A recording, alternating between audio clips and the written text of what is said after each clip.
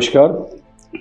अधिकांश रूप से ये देखा जाता है कि पति और पत्नी के बीच में जो विवाद होता है, वो वैसे तो आपस में सुलझ जाता है, पर कभी-कभी स्थिति ऐसी आ जाती है कि पति को मजबूरन न्यायालय की शरण में जाना पड़ता है।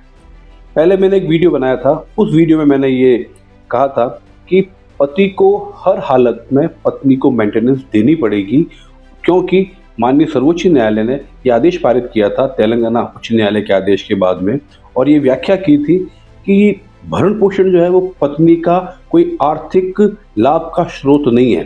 परंतु उससे भिन्न जब मेरे पास में काफ़ी कमेंट्स आए और तब ये कहा गया कि पति के पक्ष में भी कोई वीडियो आप बनाइए, तो उस पर रिसर्च करने पर एक जजमेंट मिला।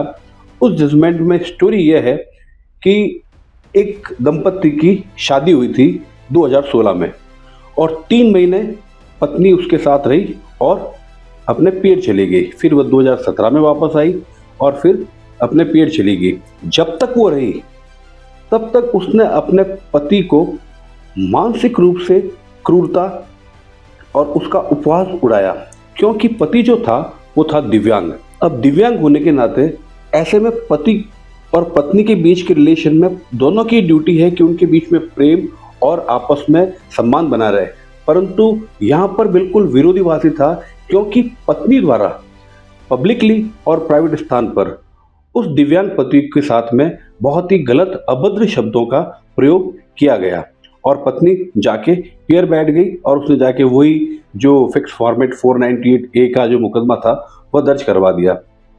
तब पति ने मजबूरन, जब उसको लगा कि उसकी पत्नी है जो नहीं आ रही है, तब उसने जिला न्यायालय की शरण ली और जो हिंदू मैरिज एक्ट की धारा 13 है, उस धारा 13 के तहत एक तलाक का आवेदन किया, और उसका जो आधार था वो था पत्नी द्वारा पति के साथ में मानसिक क्रूरता।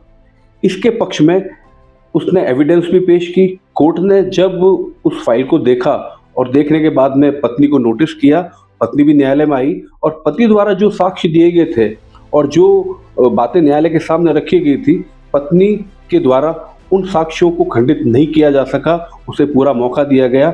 और अंत में न्यायालय ने यह आदेश किया कि प्रेम व सम्मान की जगह पर पत्नी द्वारा पति को मानसिक रूप से क्रूरता प्रदान की गई, वो भी अभद्र शब्दों का प्रयोग करते हुए, क्योंकि उसका पति दिव्यांग था, और मामले में जो है वो तलाक का एक आदेश पारित हुआ।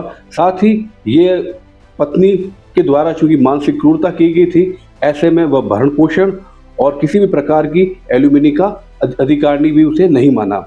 इससे शुद्ध होकर वह महिला उड़ीसा उच्च न्यायालय गई। उड़ीसा उच्च न्यायालय ने जब पत्रावली का अवलोकन किया, तब पाया कि पत्नी द्वारा जो कृत्य किया गया है वह मानसिक क्रूरता की परिधि में आता है, और ऐसे में पति को का तलाक का लाभ मिलना चाहिए। तब न्यायालय ने वी भगत वर्सेस वी भगत और समर घोष वर्सेस जया घोष के मामले में जो मानसिक क्रूरता के जो बिंदुओं का निर्धारण पूर्व में किया गया था, उनका भी हवाला अपने जजमेंट में दिया।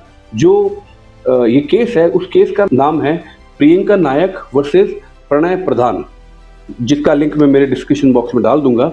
और फाइनली इसका सारांश ये निकला कि यदि पत्नी द्वारा पति के साथ में मानसिक क्रूरता की जाती है, तो पति जो है वह तलाक का अधिकारी है, और पत्नी किसी भी प्रकार के भरण पोषण की अधिकारिणी नहीं होगी। तो ये जजमेंट जो है वो बिल्कुल नया जजमेंट है, और मेरे जो भी विधि के क्षेत्र में जो भी काम करने वाले अधिवक्ता बंधु हैं वह, और जो स्टूडेंट्स पढ़ रहे हैं, लॉ की स्टडी कर रहे हैं, उनके लिए भी ये काफ़ी काम आएगा। साथ ही मेरा आप सबसे निवेदन है कि आप द्वारा मेरे चैनल को बहुत ही अप्रिशिएट किया जा रहा है, उसके लिए आपका बहुत बहुत धन्यवाद। और अगर आपको कोई भी कमेंट करना है तो आप ज़रूर कीजिए।